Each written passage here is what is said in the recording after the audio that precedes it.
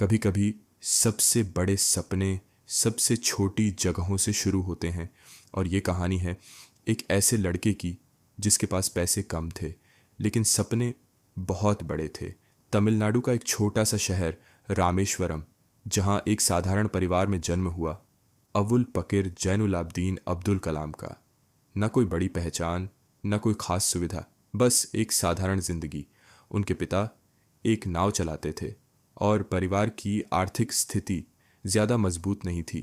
लेकिन इस लड़के के अंदर कुछ अलग था। वो सवाल पूछता था, वो जानना चाहता था कि ये दुनिया कैसे काम करती है। स्कूल जाने के बाद जब बाकी बच्चे खेलते थे, तब ये लड़का कभी आसमान को देखता तो कभी किताबों में खो जाता। लेकिन ज़िंदगी आसान नहीं थी। पढ़ाई के साथ साथ उन्हें अपने परिवार की मदद भी करनी थी, और इसलिए वो सुबह सुबह उठकर अखबार बेचने जाते थे।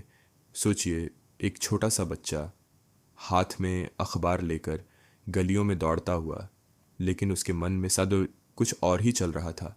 वो सिर्फ अखबार नहीं बेच रहा था, वो अपने सपनों को जिंदा रख रहा था। समय बीता और उनकी मेहनत रंग लाने लगी।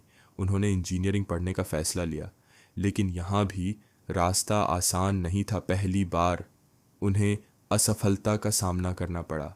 उनका सपना था पायलट बनने का, लेकिन वो चयन में पास नहीं हो पाए। एक पल के लिए सब कुछ खत्म सा लगने लगा, लेकिन यही वो मोड़ था जहां उन्होंने हार नहीं मानी। उन्होंने अपने रास्ते को बदला, लेकिन अपने सपने को नहीं। और फिर उन्होंने कदम रखा विज्ञान की दुनिया में। इसरो, यहीं से उनकी असली यात्रा शुरू हुई। रॉकेट, सैटेलाइट और अंतरिक्ष मिशन, सब कुछ नया था, लेकिन उनका जुनून सबसे अलग था। एक समय ऐसा भी आया जब उनका एक बड़ा प्रोजेक्ट फेल हो गया। पूरी टीम निराश थी, लेकिन उन्होंने उस असफलता को सीख में बदल दिया। और फिर एक दिन भारत ने अपना पहला सैटेलाइट लॉन्च किया। ये सिर्फ एक सफलता नहीं थी, ये एक नई शुरुआत थी। लेकिन उनका सफ़र यहीं नहीं रुका। उन्होंने आगे बढ़कर पांचट देश की रक्षा प्रणाली को मजबूत करने का काम किया। मिसाइल प्रोग्राम जिसने भारत को एक नई ताकत दी, और यहीं से उन्हें नाम मिला मिसाइल मैन ऑफ इंडिया। लेकिन सबसे ख़ास बात ये थी, इतनी बड़ी सफलता के बाद भी वो हमेशा विनम्र रहे।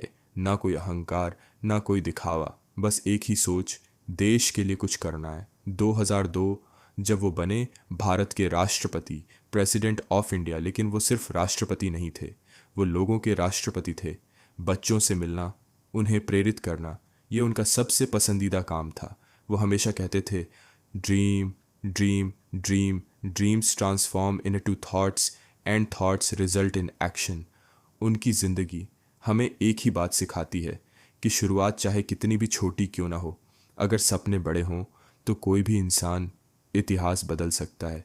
क्योंकि एक अखबार बेचने वाला लड़का अगर ठान ले तो वो देश का सबसे बड़ा वैज्ञानिक और राष्ट्रपति भी बन सकता है। और शायद यही इस कहानी की सबसे बड़ी सच्चाई है कि सपने वो नहीं जो हम सोते समय देखते हैं, सपने वो हैं जो हमें सोने नहीं देते। और APJ अब्दुल कलाम ऐसे ही एक सपने का नाम है।